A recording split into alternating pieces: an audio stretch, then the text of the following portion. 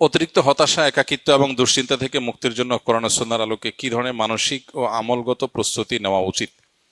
হতাশা, একাকিত্ব, দুশ্চিন্তা এগুলো এখন আমাদের সমাজের একটা কমন বিষয়ে পরিণত হয়েছে। মজার বিষয় হলো, এ বিষয়ে যারা এক্সপার্ট আছেন, যারা সাইকোলজি নিয়ে কাজ করেন, তাদের অনেকের বক্তব্য হলো ডিপ্রেশন এটা বড় লোকের রোগ, এটা কোনো গরিবের রোগ না। গরিব মানুষ সাধারণত তার সময় কাটে না, ভালো লাগে না, দুশ্চিন্তা, ডিপ্রেশন আছে, এরকম গরিব মানুষের মধ্যে পাওয়া খুব একটা যায় না। তার হয়তো অসুখের কষ্ট আছে, অন্য কোনো পেরেশানি আছে, ধার দেনার পেরেশানি আছে, তার হয়তো রিজিক নিয়ে পেরেশানি আছে, কিন্তু কোনো কারণ ছাড়া ডিপ্রেশন, সময় কাটে না, ভালো লাগে না কিছু, একাকিত্ব, নিঃসঙ্গ, এই জাতীয় ডিপ্রেশন যেটা, এটা সাধারণত বড়লোকি রোগ। পৃথিবী যত উন্নতির দিকে অগ্রসর হচ্ছে, বাহ্যিক এবং খোলা চোখে যে উন্নতির দিকে আমরা এগিয়ে যাচ্ছি, এগুলোর সাইড এফেক্ট হিসাবে এমন অনেক বিষয় আছে যেগুলো আমাদেরকে ধ্বংসের অতল তলে নিয়ে যাচ্ছে। এর মধ্যে একটা হলো এটা, পৃথিবীতে যেই অঞ্চল, যেই এলাকার মানুষ যত বেশি উন্নত, যত বেশি অগ্রসর, তাদের ডিপ্রেশনের পরিমাণও তত বেশি, তাদের মধ্যে আত্মহত্যার প্রবণতা অনেক বেশি। ডিপ্রেশন সাধারণ মানুষ তো বটে, শিশুদেরকে পর্যন্ত ডিপ্রেশন পেয়ে বসছে। তো একজন ইমানদার, প্রথম কথা হলো তিনি সর্বাবস্থায় আল্লাহ রাব্বুল আলামিনের জিকির এবং স্মরণ নিজের মধ্যে জাগরুক রাখবেন। এটা হলো দুশ্চিন্তা মুক্তির সবচেয়ে বড় এবং প্রধান উপায়। আল্লাহ বলেছেন, আলা বিযিক্রিল্লাহি তাতমাইন্নুল কুলুব। আল্লাহর জিকির এবং স্মরণ, এটা দিয়ে যদি কেউ সদা তার অন্তরকে জাগ্রত রাখে, আল্লাহর সাথে যদি কেউ কানেক্টেড থাকে সব সময়, তাহলে তার অন্তর প্রশান্ত থাকবে, স্থির থাকবে, ডিপ্রেশন তার অন্তরকে পাবে না। এখন আমরা সোশ্যাল মিডিয়া বলি, নেটের কানেকশন বলি, নানান যে আসক্তি এবং নানান কাজে যে আমাদের দিন এবং রাতের উল্লেখযোগ্য সময় আমরা সেদিকে দিয়ে থাকি। সোশ্যাল মিডিয়াতে কোনো আনন্দ, কোনো বেদনা, যেগুলো আমাদেরকে সর্বমুহূর্তে আমাদের ফোকাসকে বিক্ষিপ্ত করে ফেলছে। কখনো আমরা একটা নিউজ দেখে আনন্দিত হয়ে যাচ্ছি, কখনো আরেকটা নিউজ দেখে আমরা বেদনাহত হচ্ছি, কারোর স্ট্যাটাস দেখে আমরা ক্ষুব্ধ হয়ে যাচ্ছি, কারোটা দেখে আমরা খুশি হয়ে যাচ্ছি।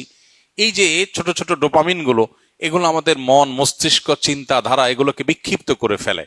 আমাদের ডিপ্রেশন বলি, দুশ্চিন্তা বলি, আমাদের ভালো লাগে না এই ভাব বলি, এটার অনেক বড় একটা কারণ হলো এই জায়গাটা। এর বিপরীতে একজন ইমানদার যখন আল্লাহকে স্মরণ করে, আল্লাহর স্মরণকে পরিপূর্ণভাবে নিজের মধ্যে জাগ্রত রাখে, সে ব্যক্তিকে আল্লাহ তাআলা অন্তরকে প্রশান্তি দিয়ে পরিপূর্ণ করে দেন। সাহাবা ইকরাম রিদওয়ানুল্লাহ আজমাইন, তারা ছিলেন সবচেয়ে বড় রোল মডেল এই আইটেমের। কারণ হলো তাদের আজকালকার জীবনে আমরা যতটা সুখ শান্তির উপকরণ পাই, এগুলোর কিছুই ছিল না। তাদের বাসায় খাবার ছিল না, নুন আনতে পান্তা ফুরাবার মতো অবস্থা ছিল আর্থিকভাবে। কিন্তু কোনো সাহাবীকে এরকম দেখা যায় নাই যে এসে নবী করিম সাল্লাল্লাহু আলাইহি সাল্লামের কাছে তার ডিপ্রেশন দূরের জন্য তার অনেক পেরেশানি করতে হয়েছে, অনেক পেরেশানি পোহাইতে হয়েছে। কারণ আল্লাহর স্মরণ দিয়ে তাদের অন্তর পরিপূর্ণ ছিল। এই জন্য আল্লাহর সাথে যদি কারোর অন্তরের কানেকশনটা সবসময় সে ধরে রাখে, 5 ওয়াক্ত নামাজ 5 বার কানেক্টেড হওয়ার উপায়, সকাল সন্ধ্যার দোয়া জিকির আরো 2 বার কানেক্টেড হওয়ার উপায়, ঘুমানোর সময় অনেকগুলো দোয়া জিকির, এগুলো আরো বিশেষ কানেকশনের উপায়। এর বাইরে চলতে ফিরতে, উঠতে বসতে, বাজারে যেতে, বাজার থেকে আসতে, খেতে, খাওয়ার শেষে, খাওয়ার মাঝখানে, ঘুম ভেঙে গেলে, ঘুমাতে গেলে, ঘুম থেকে ওঠার পর, ওয়াশরুমে যেতে গেলে, বাসায় ঢুকতে গেলে, বাসা থেকে বের হওয়ার সময়, যে কোনো ভালো কাজ শুরু করার সময়, সারাক্ষণ আল্লাহর স্মরণ দিয়ে আমাদের জীবনটাকে অত্যন্ত ব্যস্ত করে রাখা হয়েছে আমাদের প্রশান্তির প্রয়োজনে। আমরা সেখান থেকে সরে গেছি, ডিপ্রেশন আমাদেরকে পেয়ে বসেছে। এটা হলো প্রধান কারণ।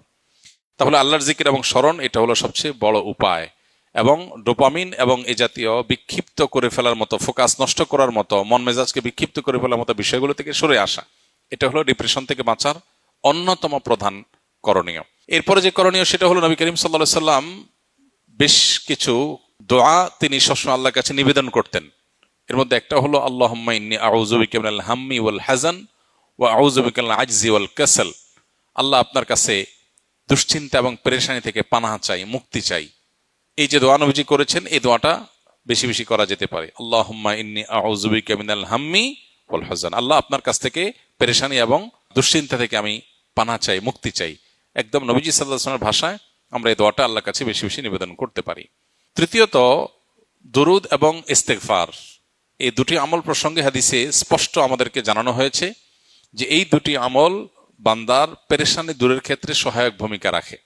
যে ব্যক্তি ইস্তেগফারকে তার জন্য অবধারিত করে ফেলে, ইস্তেগফার যে ব্যক্তি নিয়মিত করতে থাকে, আল্লাহ তাআলা যে কোনো পেরেশানি থেকে মুক্তির পথ তার জন্য বের করে দেন। সেজন্য এই আমলগুলো আমরা বিশেষভাবে আল্লাহ তাআলার কাছে নিবেদন করতে পারি।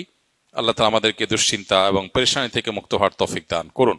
মনের আশা পূরণ হওয়ার কোনো দোয়া আছে কিনা, থাকলে কি আল্লাহ তাআলার কাছে যে বিষয়ে আপনি ভালো কিছু আশা করেন সেটার জন্য আল্লাহ তাআলার কাছে দোয়া করবেন। দোয়া কবুলের জায়গাগুলো জুমার দিন আসরের পর, ভোর রাত তাহাজ্জুদের সময়, 5 ওয়াক্ত নামাজের পর, বৃষ্টির সময়, এই সময়গুলো দোয়া কবুল হয়। দোয়া কবুল আরো বেশ কিছু সময় আছে, উপলক্ষ আছে, এগুলোতে আল্লাহর কাছে দোয়া করবেন। আর আল্লাহর কাছে যখন নিজের মনের ভালো চাওয়াকে পূরণ করার জন্য কমন কিছু দোয়া আছে। আল্লাহুম্মা ইন্নী আসআলুকা মিনাল খাইরি কুল্লি আজিলিহি ওয়া আজিলিহি। আল্লাহ আপনার কাছে যত ভালো আছে, নগদ ভালো, দূরবর্তী ভালো, দুনিয়ার ভালো, আখেরাতের ভালো, সব রকমের ভালো আপনার কাছে চাই। এই যে সব রকমের ভালো একসাথে চেয়ে ফেললেন। ওয়া আউযু বিকা মিনাশ শাররি কুল্লি আজিলিহি ওয়া আজিলিহি। আল্লাহ আপনার কাছে মন্দ থেকে পানা চাই, দুনিয়ার মন্দ, আখেরাতের মন্দ, নগদ মন্দ, দেরির মন্দ, সবগুলো থেকে পানা চাই। তো এইভাবে আল্লাহ তাআলার কাছে অনেক দোয়া আছে যে দোয়াগুলোর মাধ্যমে আমাদের সমস্ত যাবতীয় কল্যাণ আল্লাহর কাছে আমরা চেয়ে